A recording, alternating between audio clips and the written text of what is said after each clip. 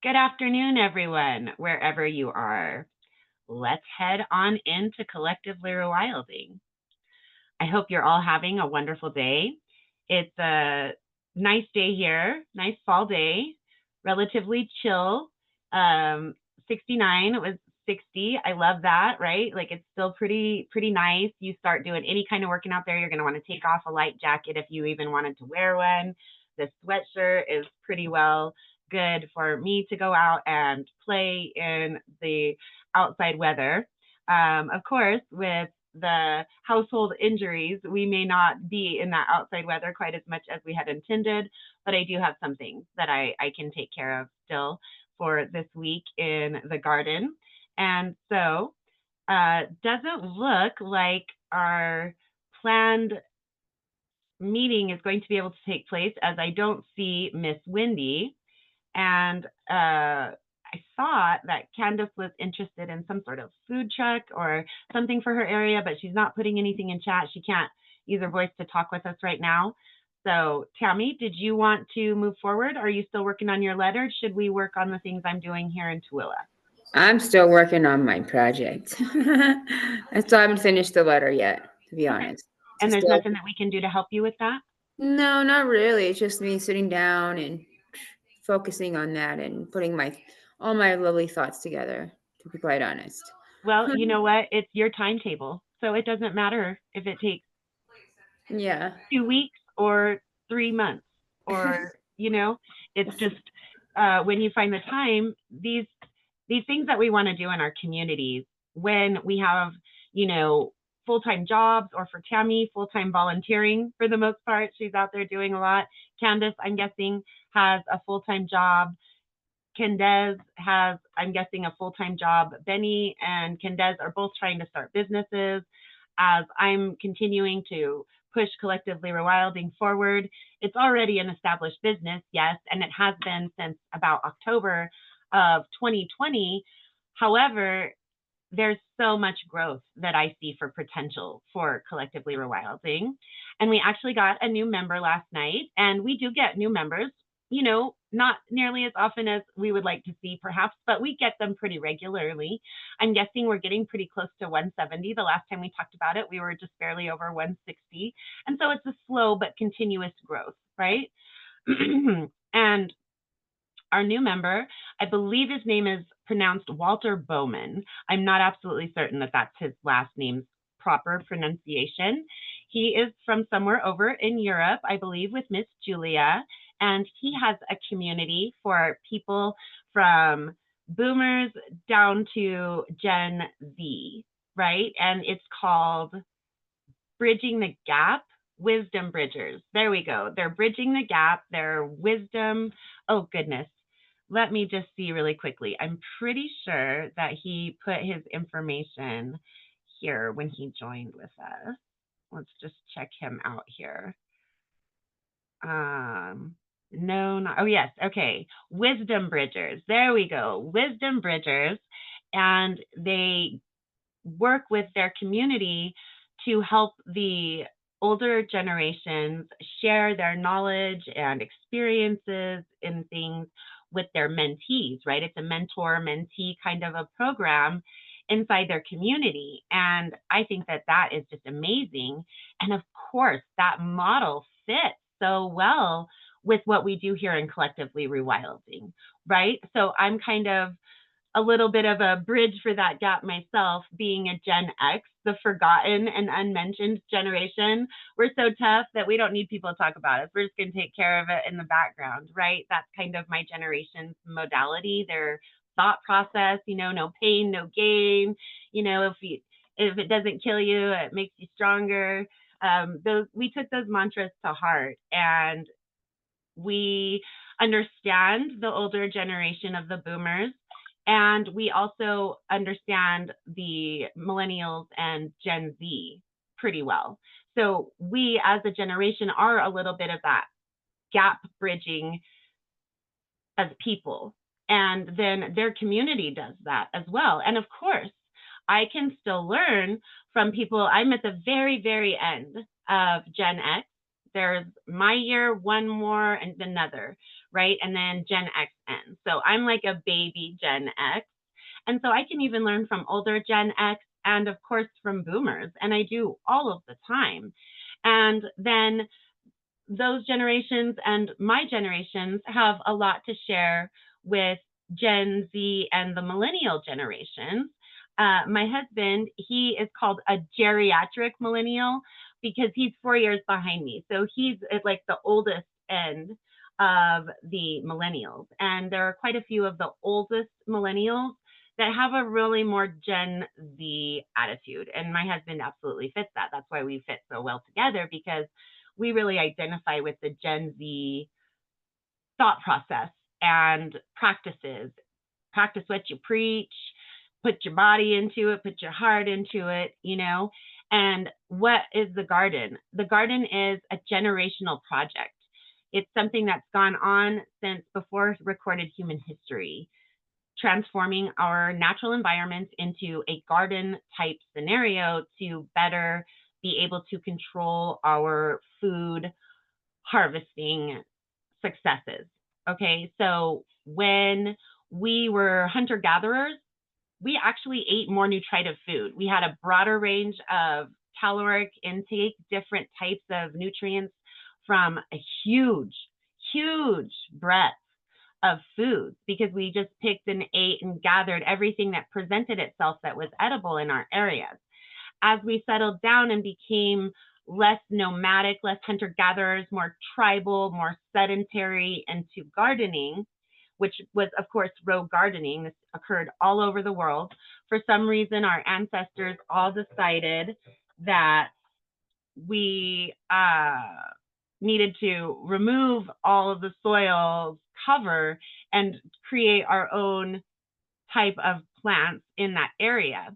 Having our own plants in an area, that's great, but having no real biome, you know, ground cover up to canopy, is not a good process. And so we're rethinking that. But it's absolutely a generational thing. And as we rethink things, we need to listen to those who still have touches with their tribal roots, or those who are studying them that are still living as tribes here on our globe.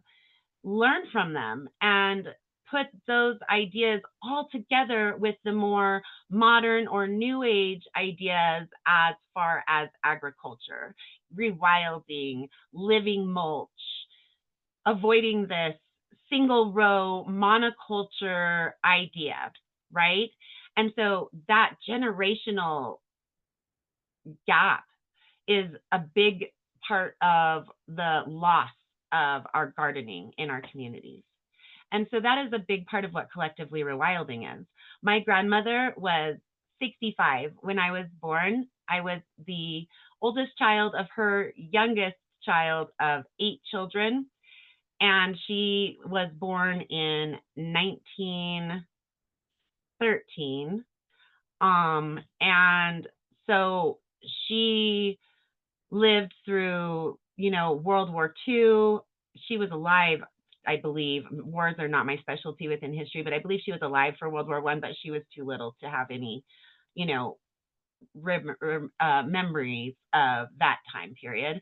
However, she absolutely was a mother and a wife and a college graduate and an educator going through World War II and the recovery. And she saw all of this. She actually took a little trip when she was a child in a covered wagon, and it was far from the normal mode of operation of transportation, at that time. However, it was a very rural area that she was going to, so there wasn't any other option. And so she did actually experience a short wagon trip, and I got to talk with her. So I have this understanding of so much that came before me, and she was a teacher and an avid history buff, and so she brought me into that. So we both knew and learned about things that happened even before her time, right? And there's so much that we can all bring together. And so that's just kind of neat. I love it. We have a gentleman from India now and a gentleman from Europe.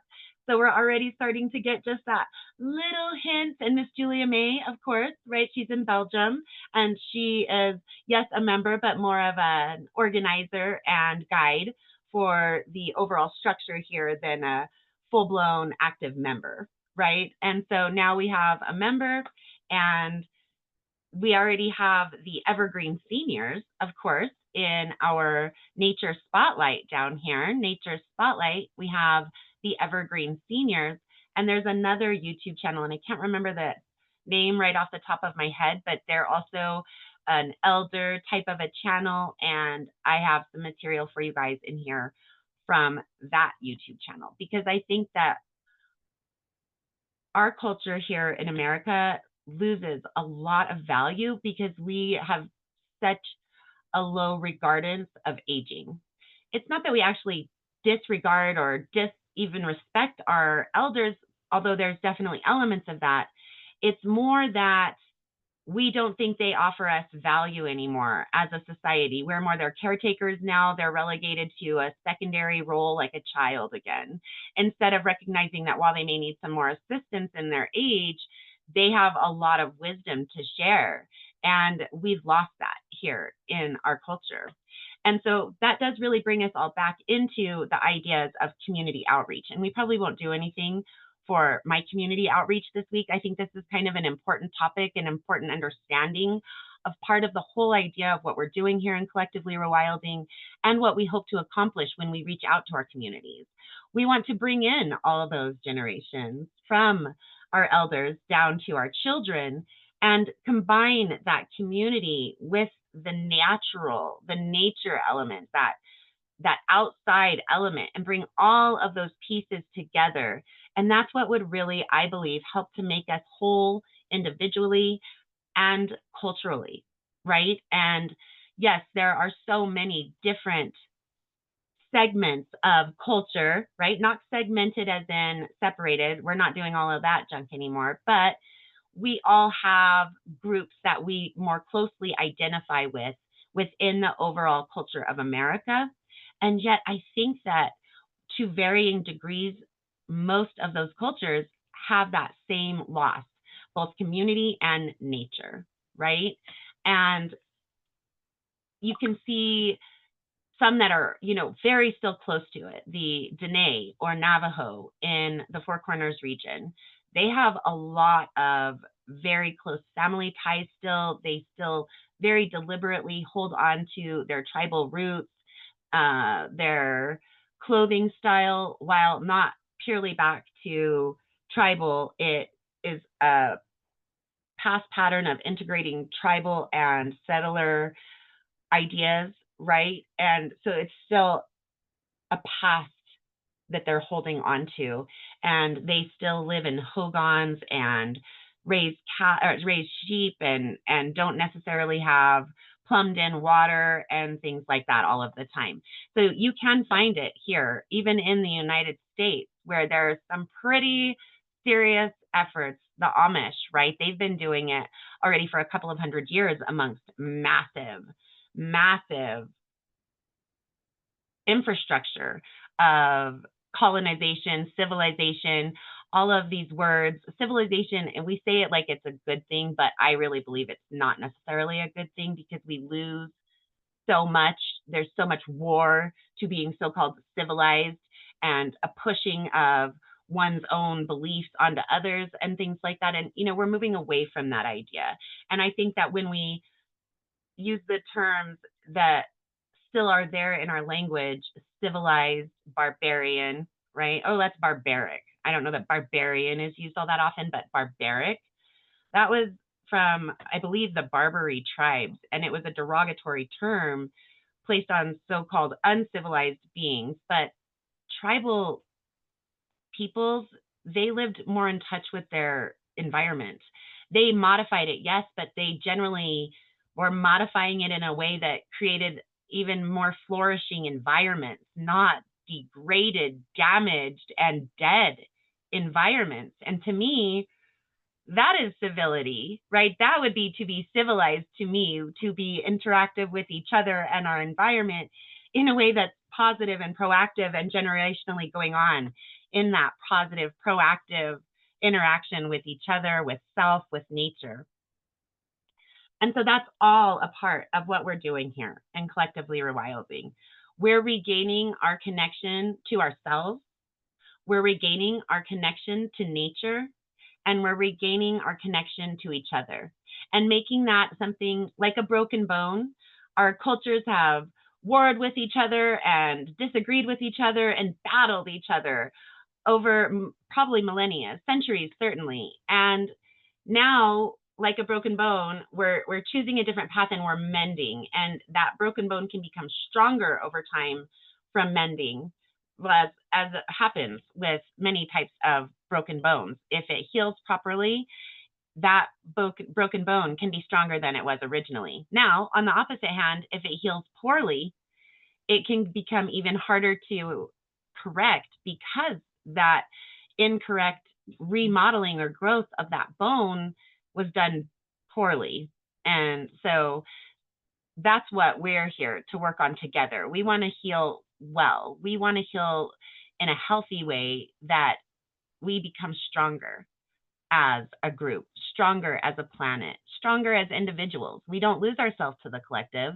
We are collectively rewilding, and that means to showcase what each of us thinks is a more natural approach to society and to their environment.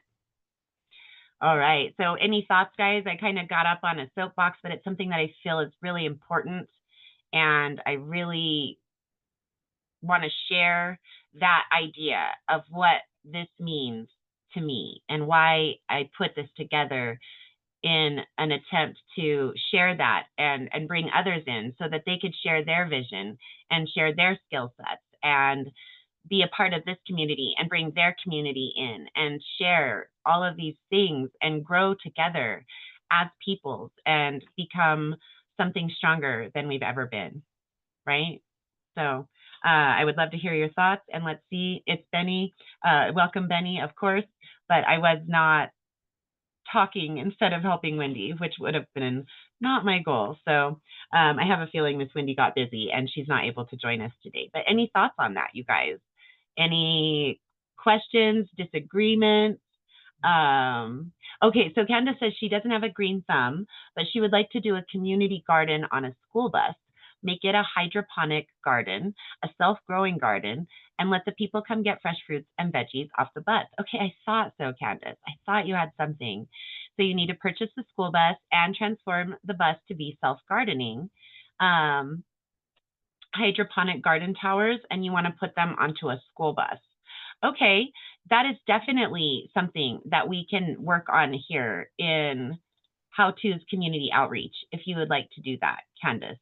And it's a little bit loose, right? We're not in an actual school environment where we're working towards a degree or a job environment where we're, dedicated and have to show up to something. And so we all kind of come hit or miss. So any week you want to show up, that'll be one of the projects that we work on if you'd like to do that, Candace.